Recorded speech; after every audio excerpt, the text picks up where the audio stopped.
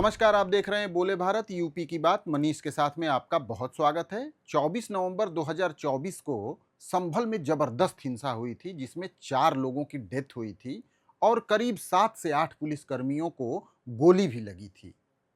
इस मामले की जांच के लिए योगी सरकार ने एक न्यायिक आयोग का गठन किया था, जिसको हेड कर रहे थे इलाहाबाद हाई कोर्ट के रिटायर्ड जज देवेंद्र कुमार अरोरा, और इसके सदस्य थे रिटायर्ड आईएएस अमित मोहन प्रसाद और रिटायर्ड आईपीएस एके जैन, जो कि डीजीपी के पद से रिटायर हुए। इन्होंने अपनी रिपोर्ट सरकार को सौंप दी थी और मानसून सत्र में सरकार ने इसे टेबल किया था, जिसके बाद जो जानकारी निकल के आई, जो निष्कर्ष निकल के आया न्यायिक जांच आयोग की रिपोर्ट में, उससे समाजवादी पार्टी पर फिर से बहुत गहरे सवाल भारतीय जनता पार्टी को उठाने का मौका मिल गया है।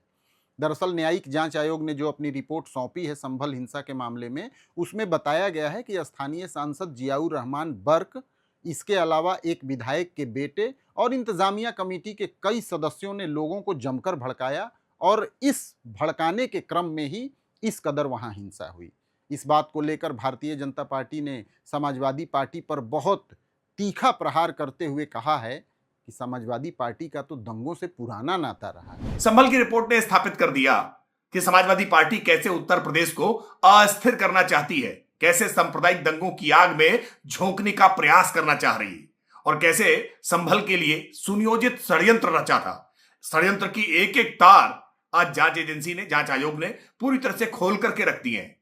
लेकिन स्थानीय प्रशासन ने समय रहते मुफीद कार्रवाई करके सांप्रदायिक दंगों की आग में जलने से संभल को बचा लिया। इसके लिए उस समय का स्थानीय प्रशासन निश्चित तौर पर साधुवाद का पात्र है और समाजवादी पार्टी की पोल आज जनता के सामने खुल गई है। तो भाजपा ही क्यों, भारतीय जनता पार्टी की सरकार में शामिल अन्य सहयोगी दलों के नेता भी समाजवादी पार्टी पर बहुत गहरे आघात करने लगे हैं संभल हिंसा पर बनाई गई न्यायिक जांच आयोग की रिपोर्ट के आधार पर। ओम प्रकाश राजभर, जो कि हर दिन समाजवादी पार्टी और अखिलेश यादव पर बहुत तल्ख बयानबाजी करते रहते हैं, उन्होंने भी बहुत करारा प्रहार किया है। निश्चित है, देखिए समाजवादी पार्टी की जब सरकार थी तो ये 1000 दंगे हुए। तो सरकार थी, दंगे कौन कराता है? और दंगे में एक भी नेता मारा नहीं जाता है। तो जब सरकार का कल्चर ये रहा है तो सरकार में रहने वाले लोग, सपा सरकार में रहने वाले लोग वही लोग न आज हैं। और जो जांच हुई है, जो न्यायिक मजिस्ट्रेट ने जो जांच की है, जांच में उनको दोषी पाया है, वो रिपोर्ट प्रस्तुत किया है। अगर वो रिपोर्ट उनको लग रही कि हमारे खिलाफ साजिश है, और जांच करा लो, आप निश्चित है दोषी पाए जाओगे। हम अगर यहाँ बैठ के बोल रहे हैं माइक पर, तो निश्चित है कि अगर हम गलत बोल रहे हैं तो इसको हम डिलीट नहीं करा सकते।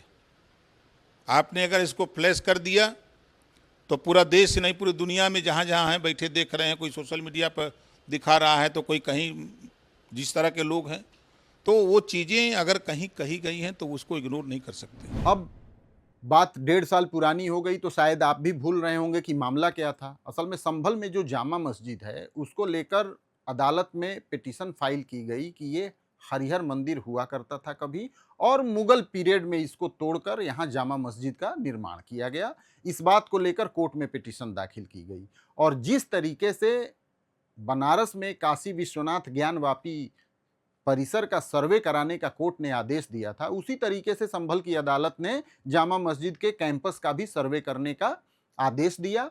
इस आदेश के बाद आर्कियोलॉजिकल सर्वे ऑफ इंडिया की टीम जामा मस्जिद पहुंचकर सर्वे करने वाली थी।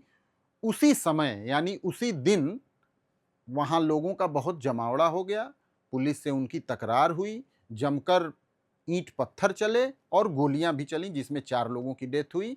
करीब 20-25 पुलिसकर्मी भी घायल हुए, जिसमें 7-8 पुलिसकर्मियों को तो गोली भी लगी थी। यानी जामा मस्जिद के सर्वेक्षण को लेकर जो कोर्ट का आदेश था, उस पर अधिकारी पहुंचे थे, लेकिन वो सर्वेक्षण पूरा नहीं हो सका।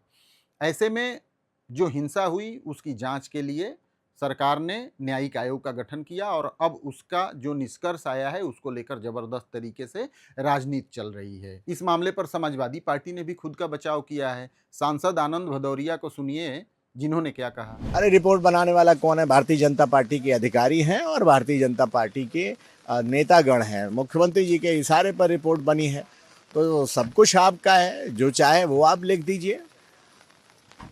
संभल के अंदर सरकार प्रायोजित हिंसा थी, ना कि हमारे सांसद तो बचाव में खड़े हुए थे।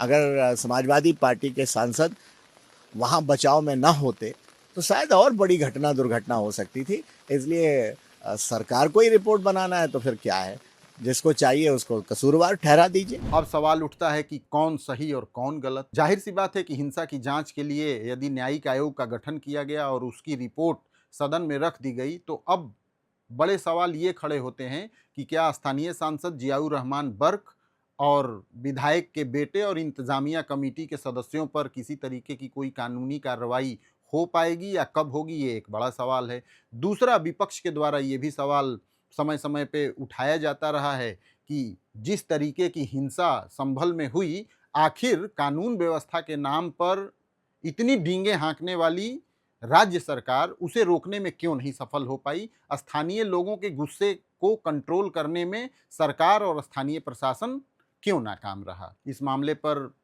जो आयोग गठित किया गया था उसमें एक सदस्य थे रिटायर्ड डीजीपी ए.के. जैन। बोले भारत ने इस पूरे मसले पर उनसे विस्तार से जानना चाहा कि उनका क्या कहना है। आइए ए.के. जैन साहब को सुनते हैं। हमारी रिपोर्ट में फैक्ट फाइंडिंग कमीशन होता है। जो जुडिशल कमीशन फॉर्म हुआ था, ये फैक्ट फाइंडिंग कमीशन है। ना इसकी कोई संस्तुति होती है, ना इसके आधार पर कोई कार्रवाई होनी होती है। कुछ टास्क सौंपा गया था कि इसको ज़रा देखें कि यह दंगा क्यों हुआ। नंबर 2, जो अरेंजमेंट्स किए गए थे ज़िला प्रशासन के द्वारा, पुलिस के द्वारा, वो पर्याप्त थे कि नहीं थे, उस पर टिप्पणी दी है मैंने। और तीसरा है कि भविष्य में इस प्रकार की घटनाएं ना हो प्रदेश में, उसके लिए सुझाव मांगे थे, तो वो सुझाव मैंने बनाए हैं, वो उसमें दिए गए हैं। बाकी जो एविडेंस रिकॉर्ड की गई है, 199 विटनेसेस थे जिनकी एविडेंस रिकॉर्ड की गई है, कुछ की वीडियो कॉन्फ्रेंसिंग से की गई है।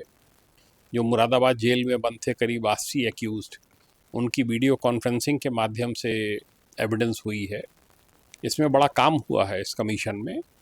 तो जो फैक्ट्स निकल कर सामने आए हैं वो एक एक करके उसको मेंशन कर दिया है, हम मेंशन करते चले गए हैं। तो मैं जो ये पार्ट है कि किस किस ने क्या भूमिका किसकी रही, वो सब जो जज साहबान हैं जो हमारे साथ थे, रिटायर्ड जस्टिस डी.के. अरोड़ा, जो लीगल पहलू हैं उन पे उनके द्वारा रिपोर्ट तैयार की गई है। विस्तृत रिपोर्ट सौंप दी गई है। अब ये सरकार के ऊपर है कि वो इस मामले पर कैसे आगे बढ़ती है। आप यूपी की बात मनीष के साथ के इस एपिसोड में मेरे साथ बने रहे, इसके लिए आपका बहुत धन्यवाद। एक और एपिसोड में हम साथ होंगे, तब तक के लिए देखते रहिए बोले भारत। धन्यवाद, नमस्कार।